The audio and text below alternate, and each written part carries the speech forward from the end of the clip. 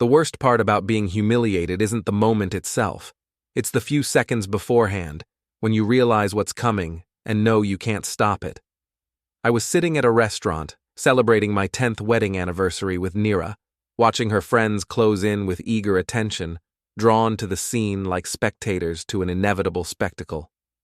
"You know, Nira," Maya Trent said, raising her wine glass with that predatory smile she'd perfected since high school, "if Corbin ever messes up, you've got options." She gestured toward the end of the table where Brett Rayner sat, my wife's ex-boyfriend and current fitness coach to half the desperate housewives in town. The table erupted in giggles. Nira didn't shut it down. She didn't even look uncomfortable. Instead, she glanced at Brett and smiled, the same smile she used to give me when we were dating. "Oh, Maya," Nira said, her voice carrying just enough mock protest to make it clear she wasn't protesting at all. "Brett's just a friend." "A very good friend," added Jessica, another member of Nira's mean girl squad. "The kind who answers calls at midnight and brings wine when you're stressed." More laughter. Brett leaned back in his chair, arms crossed, wearing that smug expression he'd perfected since we were all in college together. The same expression he'd worn when he'd tried to steal Nira from me 15 years ago. "Come on, ladies," Brett said, his voice dripping with false modesty. "I'm just here for moral support, though I have to say Nira deserves someone who appreciates her ambition." The dig was subtle but clear. Corbin the mechanic versus Brett the entrepreneur. Blue collar versus white collar. The guy who fixes cars versus the guy who owns 3 fitness centers and drives a BMW. I felt the familiar burn in my chest, not anger exactly, but something colder, more calculating. I'd been feeling it a lot lately, watching my wife drift further into her new world of lawyer friends and networking events, watching her come home later and later with stories about client dinners and professional development. "Replacements," I said quietly, and the table went silent. "That's what we're talking about here, right? Replacements." Nira's smile faltered. "Corbin, they're just joking." "Are they?" I stood up slowly, reached into my pocket, and pulled out my wedding ring. The gold band caught the restaurant's dim lighting, throwing tiny reflections across the white tablecloth. "Then there's no point in dragging this out." I walked around the table to where Nira sat, her face now pale beneath her carefully applied makeup. The silence was deafening. Even the neighboring tables had stopped talking, sensing the drama unfolding. I placed the ring in her palm and closed her fingers around it. "Congratulations on your replacement." The smiles vanished instantly. Maya's mouth hung open. Jessica stared at her wine glass like it might provide answers. Brett shifted uncomfortably, probably realizing he'd just gone from home wrecker to awkward third wheel in about 30 seconds. "Corbin," Nira whispered, "don't do this here." "Here seems perfect," I said. "Your friends, your choice of restaurant, your guest list, all very public, all very documented. The reservation's in your name, paid for with our joint account. I'm sure the security cameras got some great shots of the seating arrangement." I pulled out my phone and took a quick photo of the table, Nira holding the ring, Brett looking guilty, Maya and Jessica frozen in shock. "For the records." Then I walked to the bar, paid our bill with cash, and left. Behind me, I could hear the frantic whispers starting, the damage control beginning, but it was too late for that. I sat in my truck in the parking lot for exactly 5 minutes, watching through the restaurant windows as the table erupted into animated conversation. Nira was gesturing wildly. Brett kept shaking his head. Maya was already on her phone, probably spreading the news to anyone who hadn't witnessed it firsthand. At exactly 9:47 p.m., I sent an email to my attorney, David Walsh, with the photos, the guest list I'd memorized, and the receipt showing the reservation made with our joint credit card. Then I called the bank's 24-hour line and froze all discretionary spending on our shared accounts, leaving only enough for utilities and groceries. My phone started ringing before I'd even pulled out of the parking lot. Nira's name flashed on the screen. I let it go to voicemail, then deleted the message without listening. Whatever she had to say, I'd already heard enough. The drive home took 12 minutes. 12 minutes to plan the next phase of what was about to become the most expensive mistake of Nira's life. She thought she was clever, surrounding herself with enablers and keeping her options open. But she'd forgotten something important about me. I might be just a mechanic, but I'd built my auto shop from nothing. I'd learned to read people the hard way, dealing with customers who tried to scam me and suppliers who thought they could cheat the blue-collar guy. I'd survived in a business where one mistake could cost you everything, and I'd just been handed all the ammunition I needed. The house was dark when I arrived. Our daughter Emma was spending the weekend at her friend's house.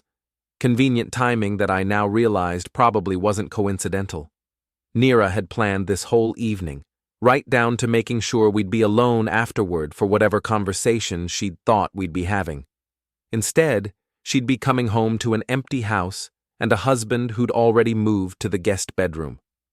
I spent the next hour going through our joint accounts online, documenting every transaction from the past 6 months. The pattern was clear once you knew what to look for. Dinners at expensive restaurants I'd never been to, charges at Brett's gym that went beyond normal membership fees, shopping sprees that coincided with her late nights at the office. The prenuptial agreement was in our safe, exactly where it had been for 10 years. Nira had insisted on it back then, protecting her family's money and her future earning potential as a lawyer. She'd been fresh out of law school, already thinking like an attorney. I'd signed it because I loved her, and because I'd had nothing to protect anyway. Funny how things change. The prenup had clauses about infidelity, about public embarrassment, about third-party interference in the marriage. Clauses that Nira had written herself, probably never imagining they'd be used against her. I photographed every page, uploaded them to a secure folder, and emailed copies to David. Then I poured myself a glass of the expensive whiskey Nira had bought for tonight's celebration, and waited.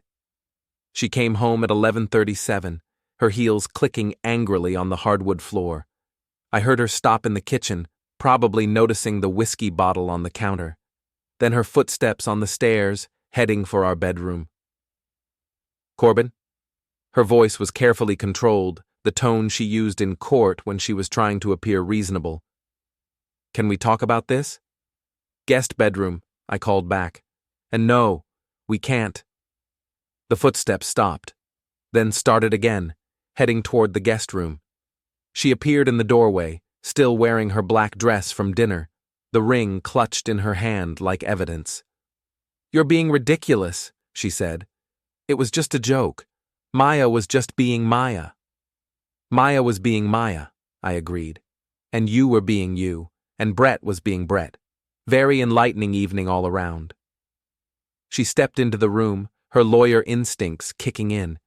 "You can't just freeze our accounts. I have bills to pay." "Utilities and groceries are still available," I said. "Everything else requires my approval now. Funny how that works when your name is primary on the accounts." Her face flushed. "This is financial abuse." "This is financial protection. There's a difference, though I'm sure you'll argue otherwise in court." "Court?" The word came out sharper than she'd intended. "Corbin, you're overreacting. We can work this out." I held up my phone, showing her the email confirmation from my attorney. "David Walsh will be filing separation papers first thing Monday morning. The prenup you insisted on covers public humiliation and third-party interference. Tonight qualifies as both." For the first time since I'd known her, Nira looked genuinely scared. Not angry, not calculating, scared. Because she was finally realizing that the blue-collar husband she'd been taking for granted had been paying attention all along. "The restaurant has security cameras," I continued. "The seating arrangement, the conversation, your reaction, it's all documented. Maya's already posting about it on social media, so there's your public humiliation angle covered. And Brett's presence makes the third-party interference pretty clear." She sank into the chair by the window, the ring still clutched in her hand. "You planned this." I responded to it. There's a difference. You knew what they were going to say. I knew what kind of people they are. I know what kind of person you've become. Tonight just made it official. The silence stretched between us. Outside, a car drove by, its headlights briefly illuminating the room. Nira looked older in the harsh light, tired in a way that makeup couldn't hide. "What do you want?" she asked finally. "I want my life back. The one I had before you decided I wasn't good enough for your new friends." That's exactly what this is about. I stood up, walked to the window. "You've been shopping for my replacement for months. Tonight you just made it public." She was quiet for a long moment. When she spoke again, her voice was different, softer, more like the woman I'd married. "It doesn't have to be like this." "Yes, it does. Because you can't undo what happened tonight. You can't take back the fact that you sat there and smiled while your friends auctioned me off. You can't pretend that having Brett at our anniversary dinner was innocent." I turned to face her. "And you can't convince me that this was all just a joke when I've been watching you pull away for months." The tears started then, but they felt calculated. Lawyer tears, designed to manipulate rather than express genuine emotion. I'd seen her use them in court, and I'd seen her use them on me before. "Get out," I said quietly. "This is my house, too. The guest room is mine until the separation is finalized.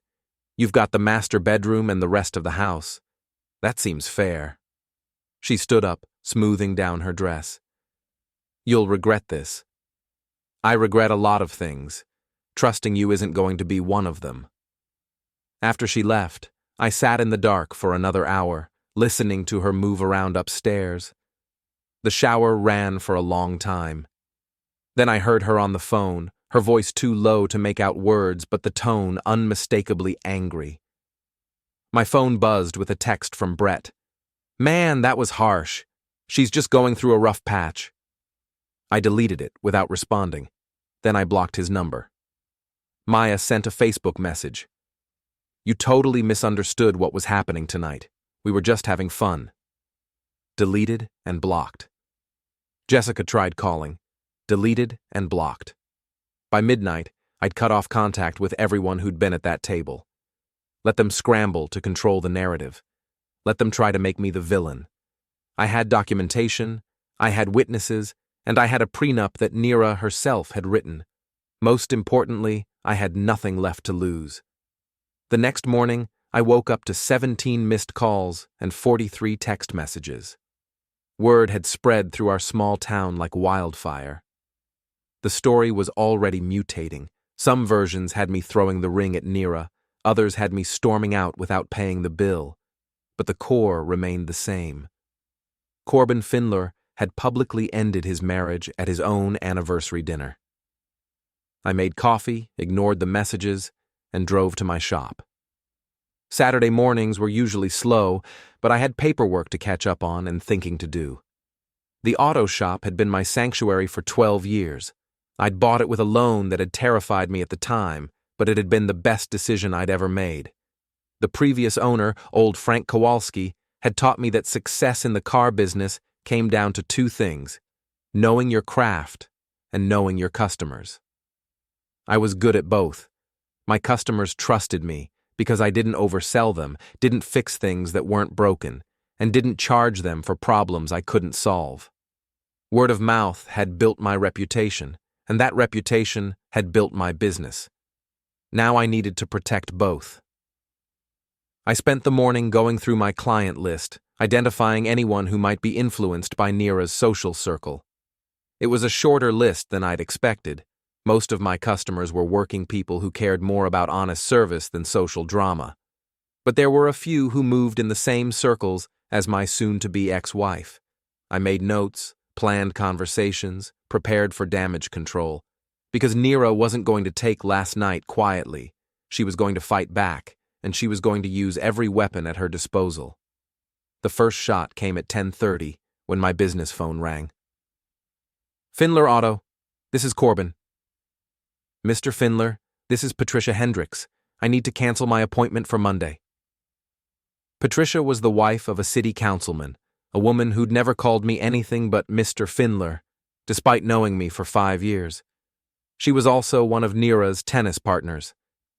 "No problem, Mrs. Hendricks. Can I reschedule you for later in the week?" "Actually, I think I'm going to try that new place over on Elm Street. Thank you anyway." She hung up before I could respond. I stared at the phone for a moment, then made a note in my appointment book. Patricia Hendricks, canceled due to personal issues. The second call came an hour later, then a third. By noon, I'd lost 4 appointments and gained a clear understanding of how Nira planned to play this. She was going to try to destroy my business. I locked up the shop and drove to Cliff's Tavern, the kind of blue-collar bar where mechanics and construction workers went to complain about their wives and their bosses. Rick Dorsey, the owner, had been my friend since high school. If anyone would give me straight talk about what I was up against, it would be Rick. The lunch crowd was thin. A few regulars nursing beers and watching sports highlights on the overhead TVs. Rick was behind the bar, polishing glasses with the methodical precision of someone who'd been doing it for 20 years. "Well, well," he said as I walked in, "if it isn't the talk of the town." "That bad?" "Depends on your perspective. Half the guys in here think you're a hero for standing up to your wife's friends. The other half think you're an idiot for giving up a lawyer's salary." I ordered a beer and took a seat at the far end of the bar, away from the other customers. "What's the word from the female perspective?" Rick's expression darkened. "That's where it gets ugly. Nira's been making calls all morning. The story she's telling is that you had some kind of breakdown, that you've been controlling and paranoid for months." Controlling and paranoid. Her words, not mine. She's painting herself as the victim of an abusive husband who finally snapped in public. I took a long drink of beer, processing this. It was a smart strategy. Turn the narrative around, make me the aggressor, make herself the sympathetic figure. Classic lawyer tactics. "How's it playing?" "Mixed reviews, people who know you aren't buying it. But people who only know you through Nira," Rick shrugged, "they're more willing to believe her version." "And my business?" "That's where she's focusing her efforts. She's telling people you're unstable, that your work might be compromised. Patricia Hendricks has already spread the word at the country club that you're going through some things and might not be reliable." I finished my beer and stood up. "Thanks for the heads up." "Corbin." Rick's voice stopped me at the door. "You need to be smart about this. Nira's got connections, money, and a law degree. Don't try to fight her on her terms." "What terms should I fight her on?" Rick smiled, and for a moment I saw the street fighter he'd been in high school. "Your terms, the ones she doesn't understand." Monday morning brought David Walsh to my kitchen table at 7 a.m., armed with coffee and a briefcase full of legal documents. David was everything a small-town lawyer should be: competent, discreet, and completely unimpressed by big-city attorney tactics.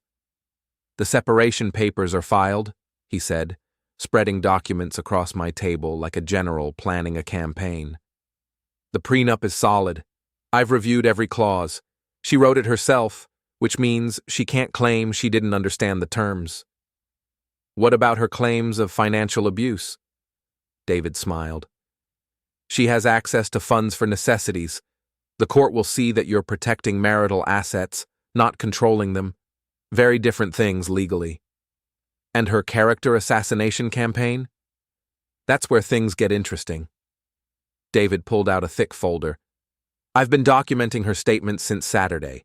Social media posts, phone calls, conversations at the country club. If she keeps this up, we can add defamation to the separation proceedings." I flipped through the folder. Screenshots of Facebook posts, printed emails, even handwritten notes from conversations David's contacts had overheard. The man was thorough. "She's claiming I had a breakdown," I said. "She's claiming a lot of things. The question is whether she can prove any of them." David leaned back in his chair. "Corbin, I've known you for 12 years. You're the most level-headed client I've ever had. If you had a breakdown, it was the most calculated breakdown in legal history. What's our next move?" We document everything. Every canceled appointment, every lost customer, every lie she tells about your mental state or your business practices. Then, we present it to the court as evidence of malicious interference with your livelihood. David gathered his papers and stood up. But first, you need to get ahead of this narrative. People are talking, and right now she's controlling the conversation. After David left, I sat in my kitchen and planned my counterattack. Nira was fighting like a lawyer, using connections, spreading doubt, attacking my credibility. But she'd forgotten something important about small towns. Reputation mattered more than connections, and I'd been building mine for 12 years. I started with my customers, not the country club crowd that Nira was targeting, but the working people who kept my business running. I called each one personally, explained that I was going through a divorce, and assured them that it wouldn't affect my work. The responses were better than I'd hoped. Most of them had been through divorces themselves. They understood that personal problems didn't necessarily mean professional problems. Several even offered support, sharing their own stories of ex-wives who'd tried to sabotage their businesses.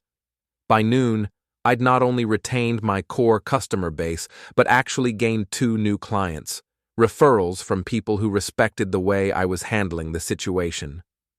Then I drove to the Chamber of Commerce. Janet Morrison had been running the chamber for 15 years. She knew every business owner in town, every political connection, every social dynamic that mattered. If Nira was going to attack my business reputation, Janet would hear about it first. "Corbin," she said as I walked into her office, "I was wondering when you'd show up." "That bad?" "That predictable. Your wife called this morning, very concerned about your mental state and how it might affect your business relationships." I sat down across from Janet's desk. "What did you tell her?" "I told her that in 15 years, you've never missed a chamber meeting, never had a customer complaint filed against you, and never given me any reason to question your professionalism." Janet smiled. Then I suggested she focus on her own professional reputation instead of trying to damage yours. How did she take that? About as well as you'd expect from someone who thinks a law degree makes her smarter than everyone else in town. Janet pulled out a file folder. She's not the first lawyer to try to destroy an ex-husband's business, and she won't be the last, but she's making some classic mistakes. Such as? She's overplaying her hand, calling too many people, making too many accusations, trying too hard to control the narrative. People are starting to notice. Janet opened the folder and showed me a list of names. These are the business owners she's contacted since Saturday. 12 people in 3 days. That's not concerned wife behavior. That's scorched earth behavior. I studied the list. Most of the names I recognized, but a few surprised me. She called Mike Henderson? Apparently, she's concerned that your emotional instability might affect the work you're doing on his fleet vehicles. Mike Henderson owned a small trucking company.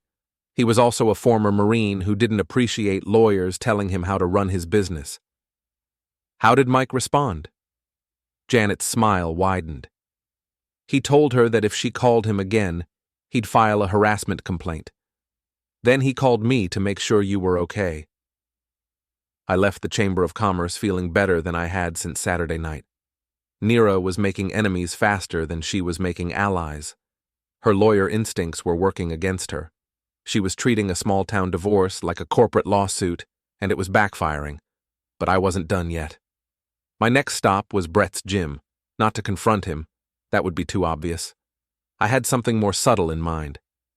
Peak Fitness occupied a converted warehouse on the edge of downtown, all glass and steel and motivational posters. Brett had built it into the premier workout destination for the town's professional class, the place where lawyers and accountants and real estate agents went to network while they exercised. I parked across the street and watched for 20 minutes, noting the patterns. The lunch crowd was mostly women, housewives and female professionals who could afford midday workout sessions. They arrived in expensive cars, carried designer gym bags, and spent as much time socializing as exercising. Perfect. I waited until Brett left for lunch, then walked into the gym, The young man at the front desk looked like he'd stepped out of a fitness magazine, all muscles and teeth and enthusiasm. "Welcome to Peak Fitness. I'm Tyler. Are you interested in a membership?"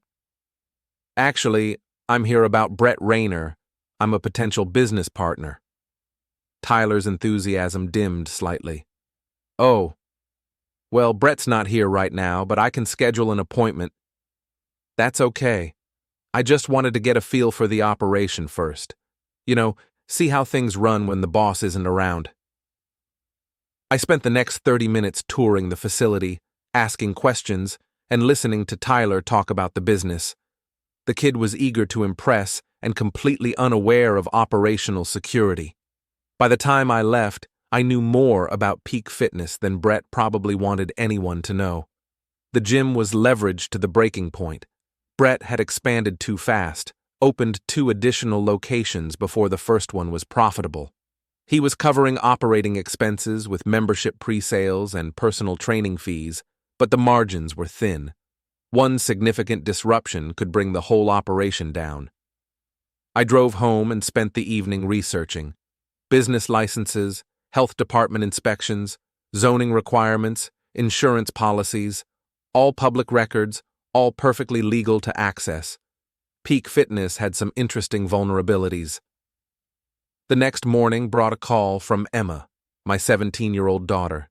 She'd been staying with her friend Sarah since the weekend, avoiding the drama at home. "Dad, can we talk?"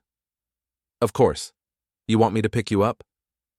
"Actually, I'm at Mom's office. She wants to have a family meeting." I felt the familiar burn in my chest. A family meeting. She says we need to discuss the situation like adults.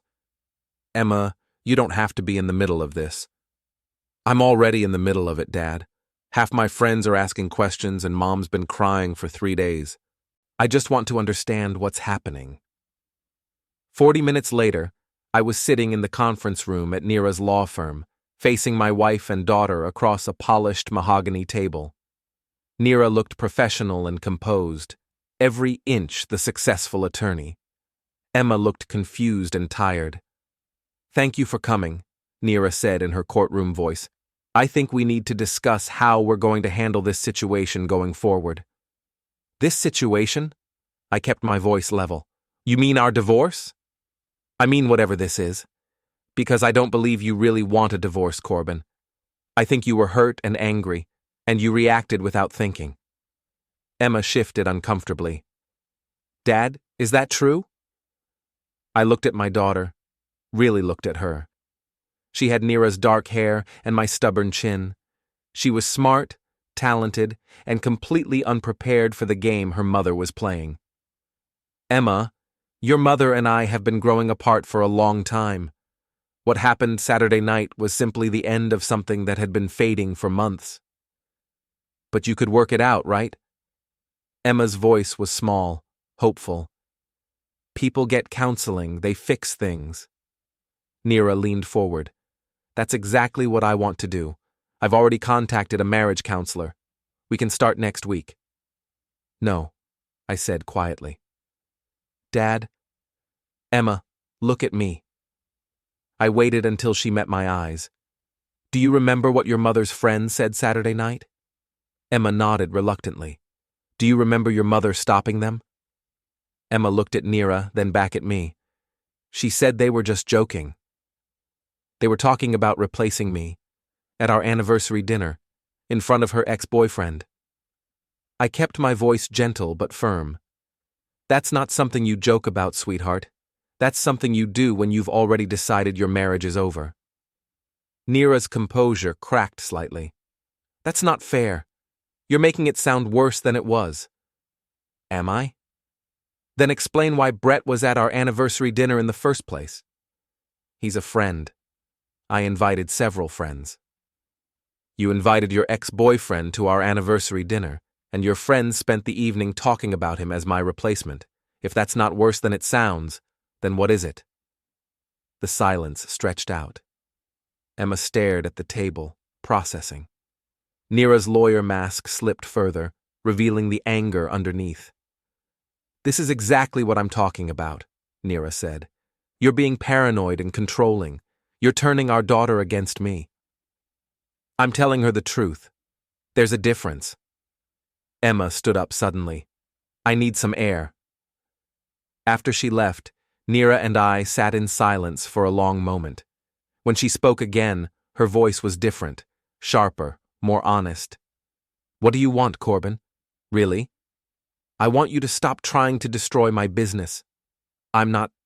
You've contacted 12 of my business associates in 4 days. You're spreading lies about my mental state and my professional competence. You're trying to turn our daughter against me while playing the victim to anyone who'll listen." Nira's eyes narrowed. "You think you're so smart, don't you? The poor mechanic who outsmarted the lawyer?" "I think I'm tired of being treated like I'm not good enough for your new life." "Maybe you're not." There it was. The truth she'd been dancing around for months. I felt something cold and final settle in my chest. "Thank you," I said, "for finally being honest." I stood up and walked toward the door. "Corbin." Her voice stopped me. "This doesn't have to be a war." I turned back to face her. "Yes, it does, because you fired the first shot Saturday night and you've been firing them ever since. The only question now is whether you're going to win." "And you think you can beat me?" I smiled. "Nira, you're fighting like a lawyer in a courtroom, but this isn't a courtroom, and I'm not one of your legal opponents. This is a small town where reputation matters more than connections, where people judge you by your actions instead of your education." I opened the door. "You've forgotten where you live. That's going to cost you everything." That evening, I put my plan into motion. It started with a single phone call to the state health department reporting concerns about sanitation practices at Peak Fitness. Nothing specific, just a worried citizen who'd noticed some issues during a tour of the facility. The inspection would be routine, probably wouldn't find anything serious, but it would be disruptive, time-consuming, and expensive. More importantly, it would be public record. Then I called the zoning office, asking questions about commercial fitness facilities in residential transition zones. Peak Fitness was technically in compliance, but there had been some recent changes to the regulations that might require additional permits. Again, probably nothing serious, but more disruption, more expense, more public scrutiny. By 10 p.m., I'd made 6 calls to various regulatory agencies. All perfectly legal, all completely justified by genuine concerns that any citizen might have.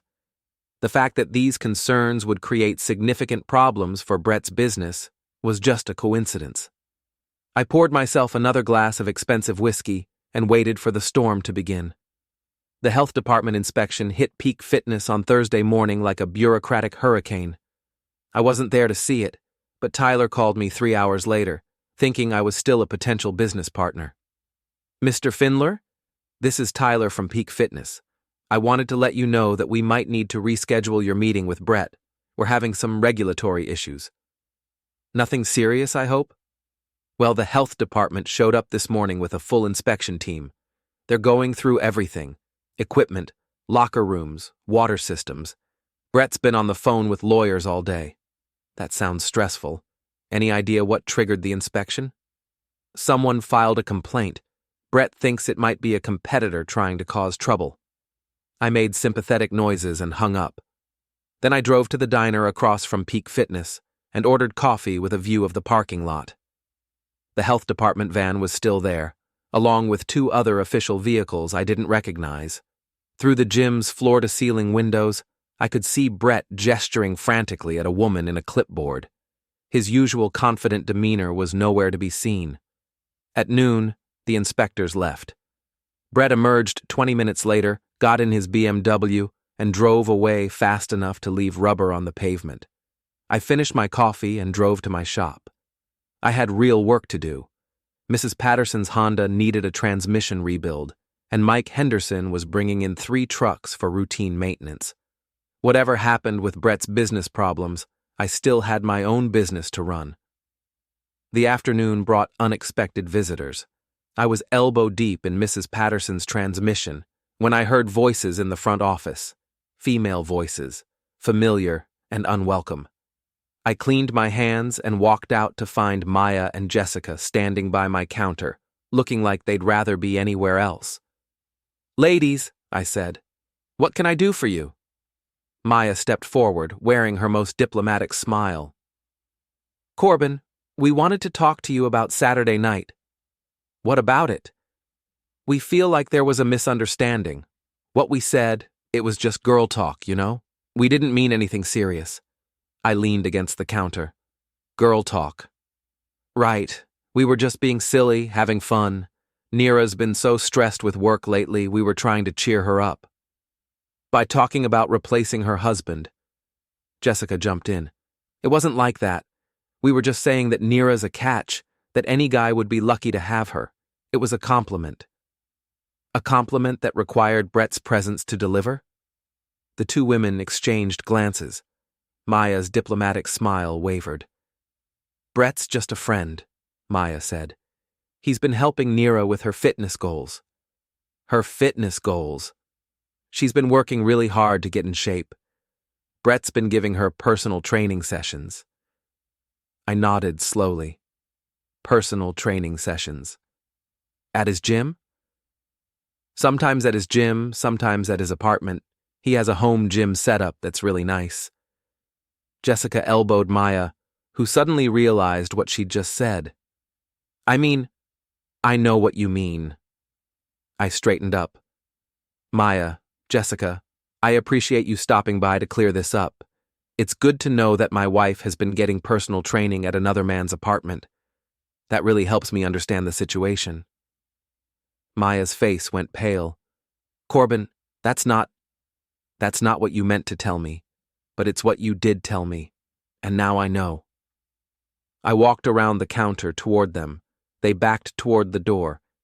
"You ladies have a nice day, and Maya, next time you want to help a friend, maybe think about whether your help is actually helpful."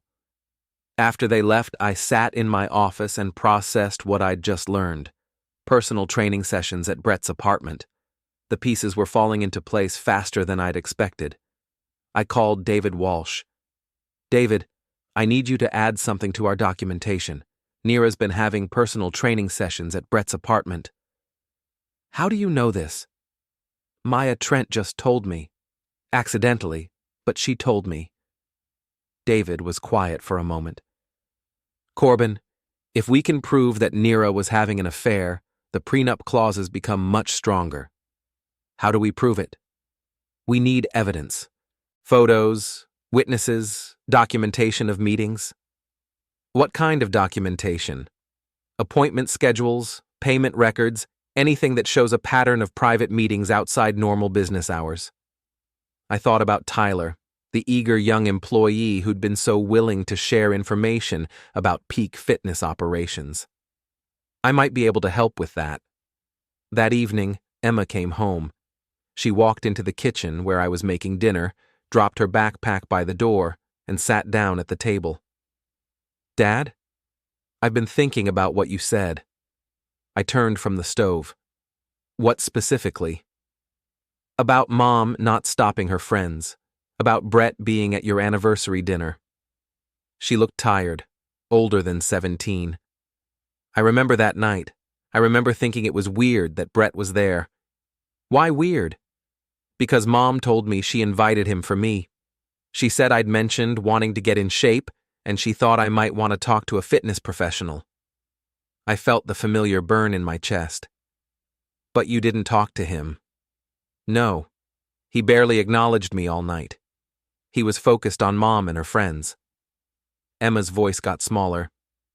"Dad, has Mom been cheating on you?" I sat down across from her. "I think so, sweetheart, but I don't know for sure yet." "Is that why you left her the ring?" "I left her the ring because I was tired of being treated like I didn't matter. Whether she's cheating or not, she's been checking out of our marriage for months." Emma nodded slowly. "She's been different lately, more secretive, more concerned about how she looks, and she's been going out a lot more." "How do you feel about all this?" "Confused, angry, sad." She looked up at me, but not surprised. Does that make me a terrible daughter? It makes you observant and honest. We ate dinner in comfortable silence. Afterward, Emma helped me clean up, and we watched a movie together, the first normal evening I'd had since Saturday. At 10 p.m., my phone rang. Nira's name on the screen. "Don't answer it," Emma said. "You don't owe her anything right now." I let it go to voicemail. Then I deleted the message without listening. Friday morning brought news from David Walsh. The health department inspection found some violations at Peak Fitness, he told me over coffee. Nothing major, but enough to require corrections and a follow-up inspection. What kind of violations? Inadequate cleaning protocols in the locker rooms, some issues with water temperature in the showers, a few equipment safety concerns. Brett's looking at about $10,000 in corrections and lost revenue while they fix everything. And the zoning issues? That's more interesting. Turns out Peak Fitness is in violation of some new parking requirements. They need to add 12 more spaces or reduce capacity by 20%. I smiled. Expensive either way. Very expensive. And there's more. I did some digging into his business finances. Peak Fitness is leveraged to the breaking point. These regulatory issues couldn't have come at a worse time. How much worse? If he has to close for more than a week to make corrections, he might not be able to reopen. That afternoon, I drove past Peak Fitness again. There was a sign on the door, "Temporarily closed for facility improvements."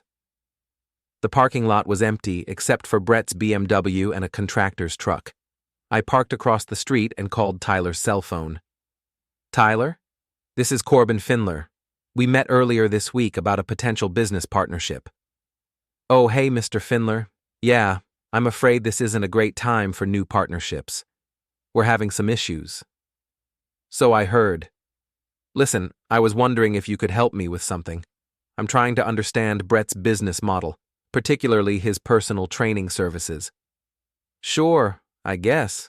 What do you want to know?" "Well, I noticed he does some training at his home gym. How does that work from a scheduling perspective?" Tyler was eager to be helpful. "Oh, that's just for special clients. VIP service, you know? Brett has this amazing setup at his apartment, professional equipment, private atmosphere. He only offers it to clients who can afford premium rates." "Premium rates?" "Yeah, like $200 an hour instead of the normal $50. It's for people who want complete privacy and individual attention." "How many clients get that level of service?" "Not many. Maybe 4 or 5 regular clients. Brett's pretty selective about who he offers it to." "Anyone I might know?" Tyler hesitated. "Well, I probably shouldn't name names, but there are a few lawyers and doctors' wives who use the service. Professional women who value discretion." "Discretion?" "You know, they don't want to be seen sweating in public, don't want people judging their workout clothes or whatever. Rich people stuff." After I hung up, I sat in my truck and planned my next move. I had confirmation that Nira was receiving private training at Brett's apartment. I had evidence of a pattern that went beyond normal business relationships. But I needed more. I needed proof. Saturday morning, I followed Nira. It felt ridiculous, like something out of a bad detective movie. But David had been clear about needing evidence. If Nira was having an affair, we needed to document it. She left the house at 9 a.m., telling Emma she was going shopping. Instead, she drove directly to Brett's apartment complex, an upscale development on the north side of town. I parked where I could see the entrance to his building and waited. At 9:30, Nira walked into the building carrying a gym bag. She didn't come out until noon. 3 hours. For a fitness session. I took photos of her car in the parking lot, photos of her entering and leaving the building, photos of the timestamps on my phone. Then I drove to David's office. "This is good," David said, reviewing the photos. "But we need more. One visit could be explained as a legitimate training session." "How much more?" "A pattern, multiple visits, preferably with evidence of intimate behavior." "You want me to keep following her?" "I want you to be smart about this. If she's having an affair, she'll make mistakes. People always do. The mistake came Sunday afternoon. I was at my shop, catching up on paperwork, when Emma called. Dad, Mom's acting weird. Weird how? She's getting dressed up to go to the gym, like really dressed up, makeup, nice workout clothes, the whole thing. And she's been on the phone all morning, talking in that voice she uses when she's flirting. What voice? You know, all breathy and giggly. The voice she used to use when you guys were dating. I felt something cold settle in my stomach. Where is she now? Getting ready to leave. She said she's going to Brett's gym for a special training session. Emma, can you do something for me without asking questions? Depends what it is. Can you find out what time she's supposed to be back? There was a pause. She told me not to wait up. Said she might be late because they're doing some kind of intensive program. On a Sunday? That's what I thought too. After I hung up, I sat in my office and stared at the wall. Nira was spending the night with Brett. She was being careless about it, probably because she thought I was too stupid or too trusting to figure it out. She was wrong on both counts. I called David Walsh at home. David, I think we're about to get all the evidence we need. What's happening? Nira's spending the night at Brett's place. She told Emma she's doing an intensive training program. Can you prove she's there? I can prove her car is there all night. I can document the timeline, and I think I can get more. Corbin, be careful. Don't do anything that could be construed as stalking or harassment. I'm not going to confront them. I'm just going to document what they're doing. Sunday evening, I parked across from Brett's apartment complex and settled in for a long night. I had coffee, sandwiches, and a camera with a telephoto lens. If Nira wanted to hand me evidence of her affair, I was going to accept the gift. At 8 p.m., Nira's car was still in the parking lot. At 10 p.m., the lights in Brett's apartment went out. At midnight, they were still out. I took photos every hour, documenting the timeline. By morning, I had a complete record of Nira spending the night at her lover's apartment while telling our daughter she was at the gym. Monday morning, I drove to David's office with a memory card full of evidence. This is it, David said, reviewing the photos. This is everything we need. What happens now? Now we file amended separation papers that include adultery charges. The prenup clauses kick in, which means Nira forfeits most of her claim to marital assets. And my business? Her campaign to destroy your reputation becomes evidence of malicious interference. We can seek damages for lost income and harm to your professional standing. I leaned back in my chair. How much damage are we talking about? David smiled. Enough to make her regret every phone call she made, every lie she told, every client she tried to turn against you. And Brett? Brett's not party to the divorce proceedings, but he's about to have bigger problems. His business is failing, his regulatory issues are mounting, and now he's going to be publicly identified as a home wrecker in a small town where reputation matters. I left David's office feeling lighter than I had in weeks. The end game was approaching and all the pieces were falling into place. But I wasn't done yet. I had one more move to make, one final twist that would ensure Nira and Brett lost everything they'd tried to take from me. It was time to let the whole town know exactly what kind of people they really were. Monday afternoon brought an unexpected visitor to my shop.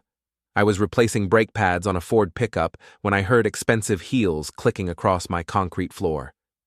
Hello, Corbin? I looked up to find Patricia Hendricks standing in my garage, looking uncomfortable but determined. The same Patricia who'd canceled her appointment last week after Nira's phone campaign. Mrs. Hendricks, what can I do for you? I owe you an apology. She fidgeted with her purse strap. And I need to reschedule that appointment. I wiped my hands on a shop rag. What changed your mind? Maya Trent called me this morning. She was fishing for information about you, asking if I'd heard about your breakdown and whether I thought you were still reliable. And? Patricia's expression hardened.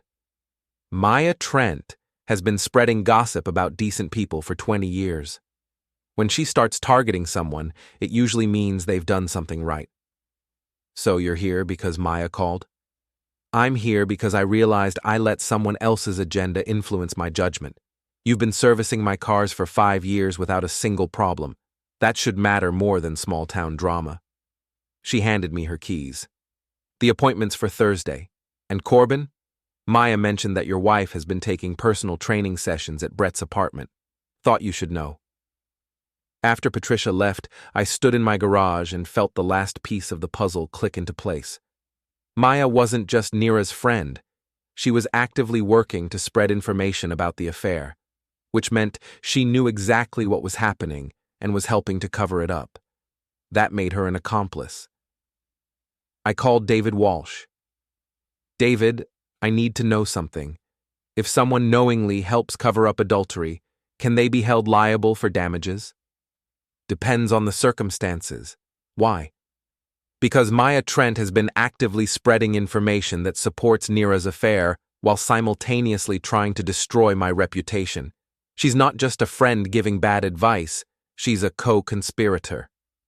David was quiet for a moment. If you can prove she knowingly facilitated the affair while working to damage your business, yes, she could be liable. But you'd need evidence of intentional, malicious behavior. I think I can get that evidence.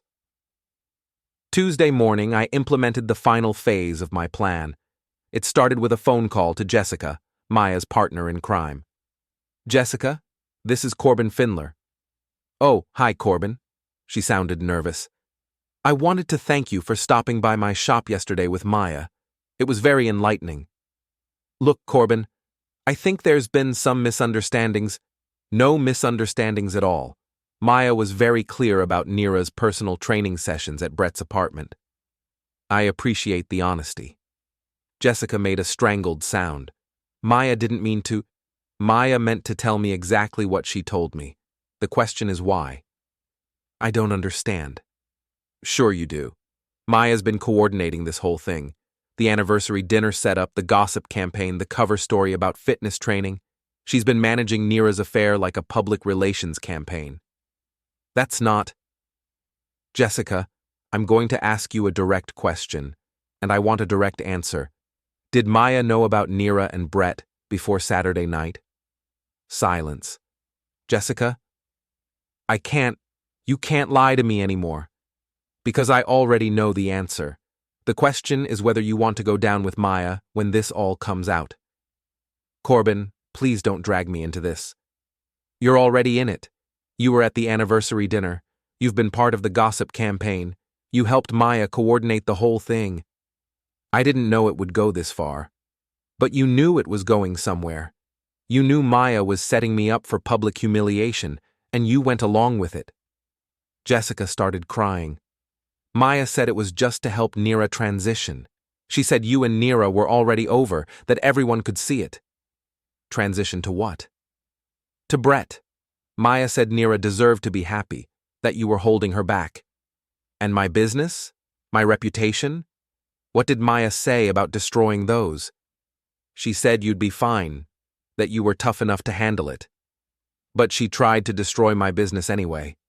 She said it was just temporary, that once the divorce was final, everything would settle down. I hung up feeling sick.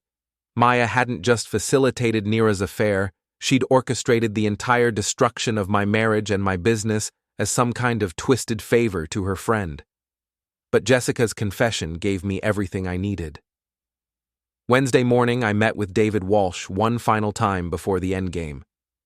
I have Jessica's confession on tape, I told him. Maya coordinated the whole thing, the affair, the anniversary dinner setup, the business sabotage campaign, all of it. David reviewed the recording. This is conspiracy to commit adultery and intentional interference with business relationships. Maya's looking at significant civil liability. What about Nira? With this evidence, she forfeits all claims to marital assets under the prenup.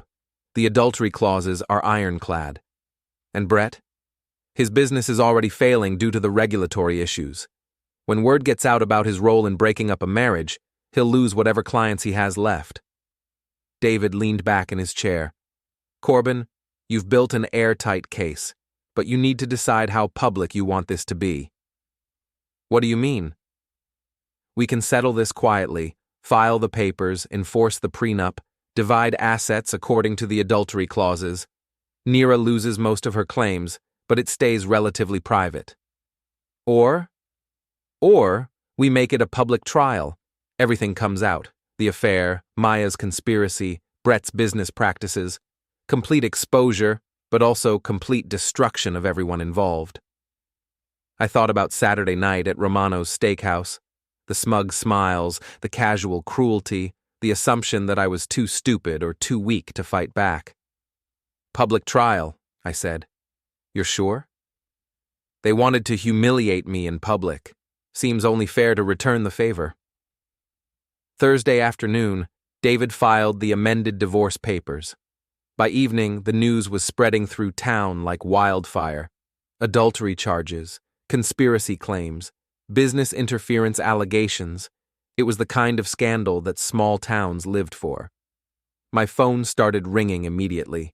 Reporters from the local newspaper, gossips looking for details, even a few lawyers offering to represent various parties in what was shaping up to be a complex legal battle. I ignored them all.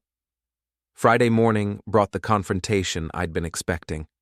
I was opening my shop when Nira's car pulled into the parking lot.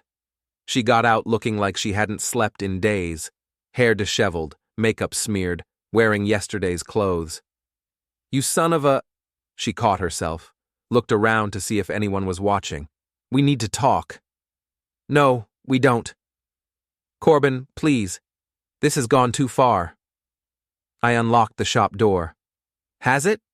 Because from where I stand, it's just getting started. She followed me inside. The papers you filed, the things you're claiming, they're going to destroy me. Good. My career, my reputation, everything I've worked for. Should have thought about that before you decided to replace me. She sat down heavily in one of the waiting area chairs. It wasn't supposed to happen like this. How was it supposed to happen? I thought you'd just accept it. Move on. Find someone more suited to your lifestyle. I stared at her. My lifestyle. You know what I mean. Someone who doesn't have ambitions beyond this shop. Someone who knows their place. That's not what I said. It's what you meant. I sat down across from her.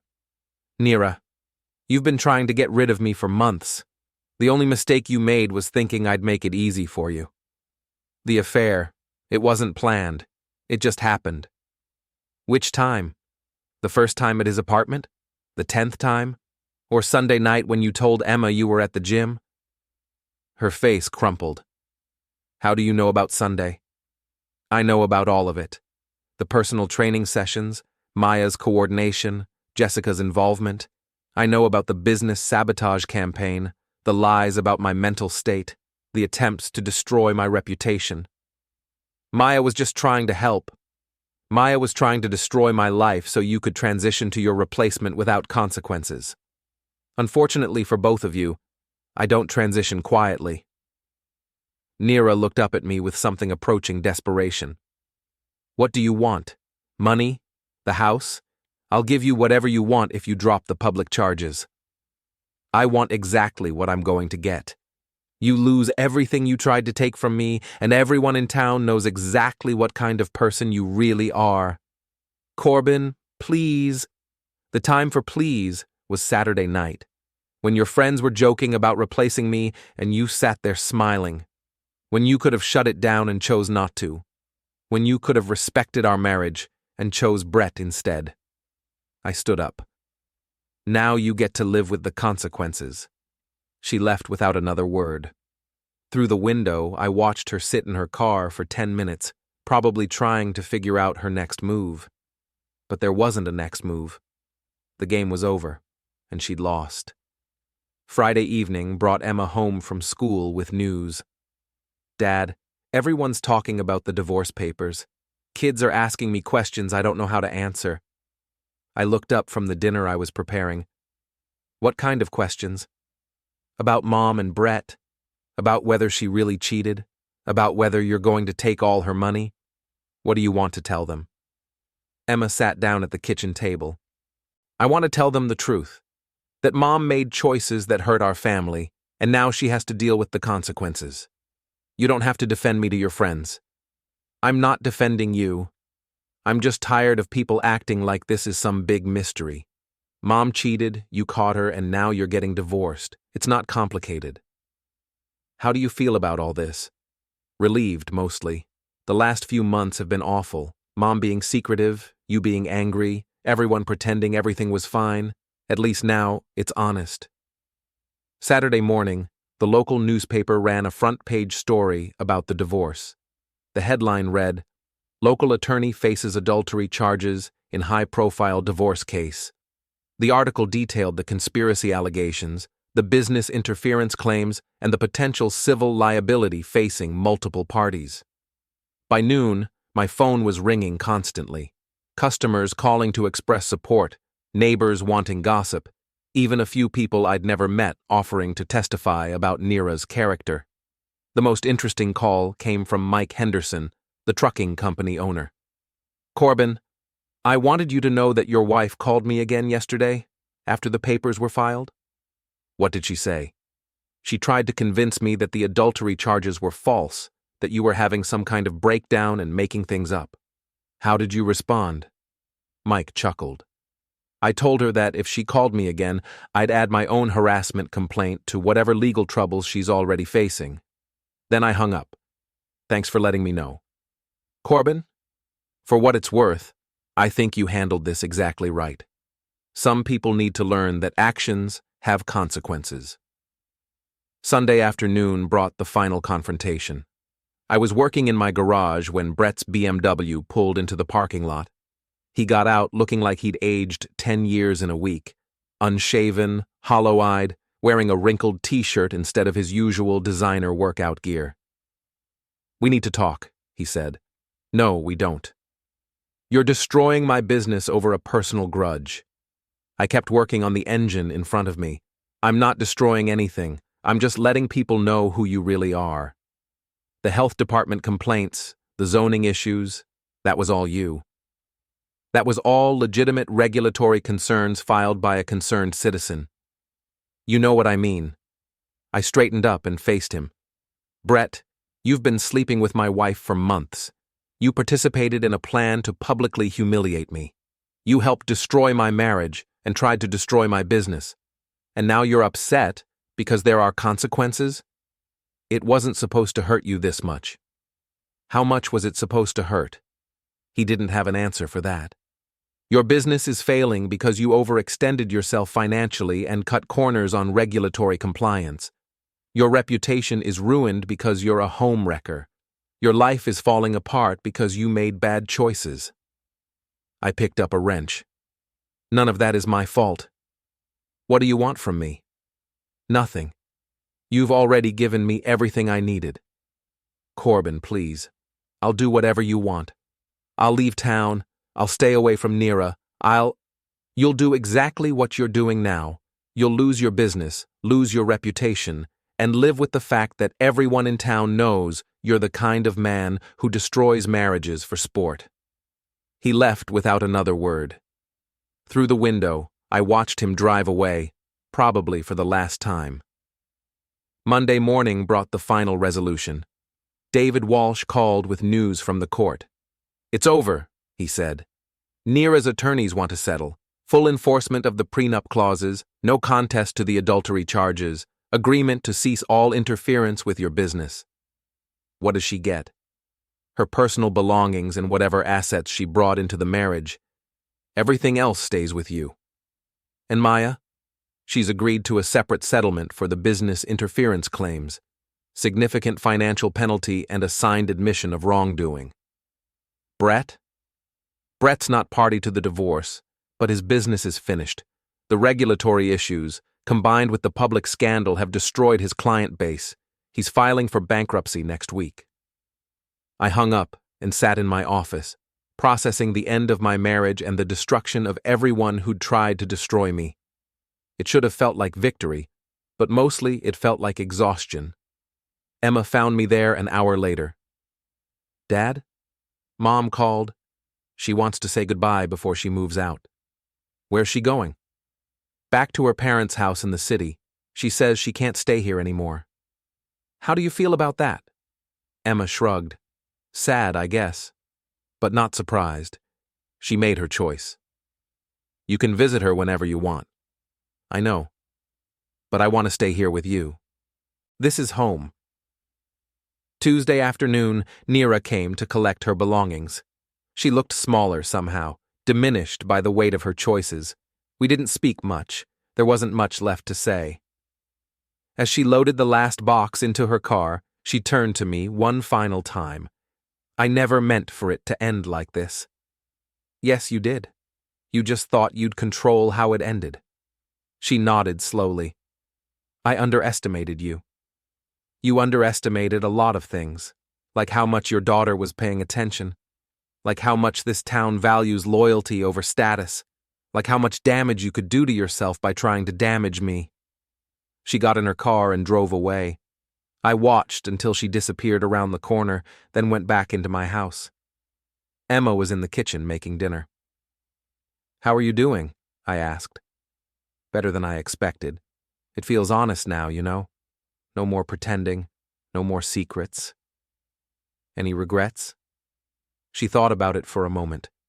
I regret that Mom made the choices she made, but I don't regret that you stood up for yourself. That evening, I sat on my front porch with a beer, watching the sun set over the small town that had become the battleground for my marriage. Tomorrow, I'd go back to work, back to the business I'd built and protected. Emma would go back to school, back to her life as the daughter of the man who'd publicly destroyed his cheating wife. The phone rang one last time, Rick Dorsey's name on the screen. Corbin, you busy? Not particularly. Good, because half the town wants to buy you a drink, and I figured you might be ready for some normal conversation. I looked through the window at Emma doing homework at the kitchen table. My daughter, my house, my business, my life, all still intact, all still mine. I'll be right there. The villain next door had been defeated, not through violence or illegal schemes, but through patience, documentation, and the simple power of truth. Nira had tried to replace me, tried to destroy me, tried to erase me from my own life. Instead, she'd erased herself, and I was still standing,